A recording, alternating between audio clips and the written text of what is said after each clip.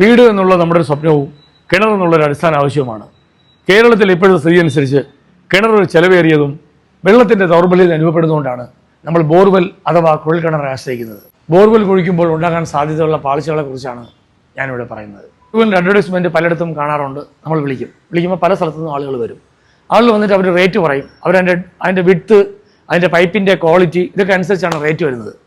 നമ്മളൊരാൾക്ക് നമുക്ക് കോൺട്രാക്ട് കൊടുക്കും. നമ്മൾ ഏകദേശം വരുന്നത് ഒരു ഫീറ്റിന് ഒരു 700, 800, 900. വർക്കല നമുക്ക് ഏകദേശം വർക്കല ഭാഗത്ത് വരേണ്ടത് 200 മുതൽ 300 വരെ അടി താഴ്ചയിലാണ് നമുക്ക് വെള്ളം കാണുന്നത്.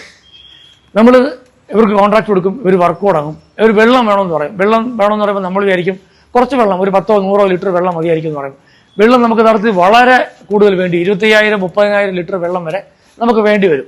നമ്മൾ കഴിവതും അവരെ തന്നെ ഏൽപ്പിക്കുക. ഈ വെള്ളം നിങ്ങൾ തന്നെ, അതിൻ്റെ റേറ്റ് നമ്മൾ 5,000 അല്ലെങ്കിൽ ഒരു 10,000 കൂടുതൽ കൊടുത്താലും വെള്ളം അവരെ തന്നെ നമ്മൾ ഏൽപ്പിക്കുക. നമ്മൾ അടിച്ചു തുടങ്ങും, കിണറടിച്ചു തുടങ്ങും. ഒരു സുപ്രഭാതത്തിൽ നമുക്കൊരു കോൾ വരും.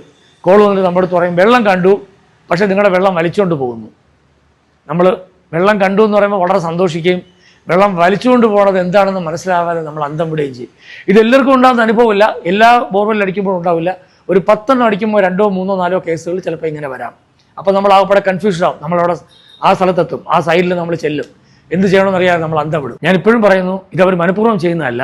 ഇത് 10, 15 കുഴൽക്കിണർ ചെയ്യുമ്പോൾ 2, 3, 4 കുഴൽക്കിണർ ഇങ്ങനെ സംഭവിക്കാം.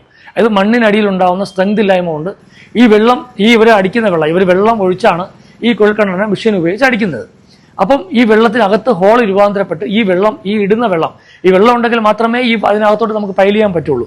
അപ്പോൾ ഈ വെള്ളം വലിച്ചുകൊണ്ട് പോകും. അപ്പം നമുക്ക് ഫർദർ അങ്ങോട്ട് അടിക്കാൻ പറ്റത്തില്ല, അല്ലെങ്കിൽ ചെയ്യാൻ പറ്റത്തില്ല. അപ്പോൾ ഇവർ ചെയ്യുന്നതെന്ന് വെച്ചാൽ ചെളി കൊണ്ടുവന്നിട്ട് ഇതിനെ അടച്ചടച്ച് ക്ലോസ് ചെയ്ത് കൊണ്ടുവരും.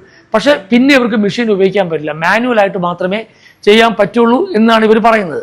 അപ്പം നമുക്ക് നോർമൽ ഒരു 1,75,000 അല്ലെങ്കിൽ 2 ലക്ഷം മോട്ടർ ഉൾപ്പെടെ, മോട്ടർ നമ്മളാണ് വെക്കുന്നത്, 2 ലക്ഷം രൂപയുടെ അകത്താവുമെങ്കിൽ ഇത് ഇവർ പറയുന്നത് പോലെ മാനുവലിന് ഒരു 6 or 8 ആളുകളെ കൊണ്ടുവന്ന് ഇങ്ങനെ ചെയ്യിക്കണം.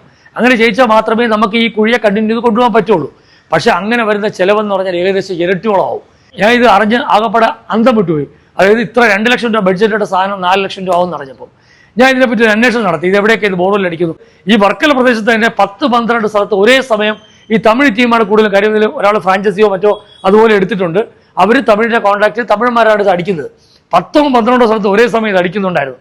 ഞാൻ ഇത് പോയി നോക്കിയാൽ നമ്മുടെ പുത്തൻചന്ത മാർക്കറ്റിനകത്തും ഇതേ ബോർവെൽ അടിക്കുന്നുണ്ടായിരുന്നു. അവിടെയും ഇതുപോലെ വെള്ളം വലിച്ചുകൊണ്ടുള്ള സംഭവം. പക്ഷെ അവിടെ കോൺട്രാക്റ്റിംഗ് സംഭവങ്ങളൊക്കെ ഉള്ളതുകൊണ്ട് അവരപ്പം തന്നെ വേറൊരു ഹോൾ മാറ്റി അടിച്ചു. പക്ഷെ നമുക്ക് പ്രൈവറ്റ് പാർട്ടീസ് ഇത് അറിയത്തില്ല.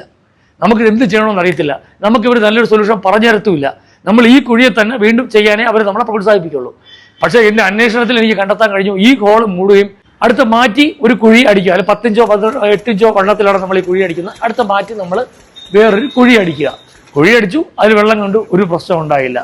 അത് ആർക്കും ഈ അബദ്ധം പറ്റരുത്. തൊട്ടടുത്തുള്ള ഒരാൾ, ഇതുപോലെ കുഴി അടിക്കാറുന്ന ഒരാൾ ഈ കുഴി തന്നെ മെയിൻറ്റെയിൻ ചെയ്ത് അയാൾക്ക് ഏകദേശം ഇരട്ടി എമൗണ്ടുമായി ഈ ചെളി വെച്ച് അടയ്ക്കുന്നത് കൊണ്ട് അയാൾക്ക് ഞാൻ ഇപ്പോഴും ഈ അടുത്ത കാലത്ത് അയാളെ കണ്ടപ്പോൾ അയാൾ പറഞ്ഞതെന്ന് വെച്ചാൽ അയാൾക്ക് ചെളി വെള്ളം മാത്രമേ കിട്ടുന്നുള്ളൂ എന്നാണ്.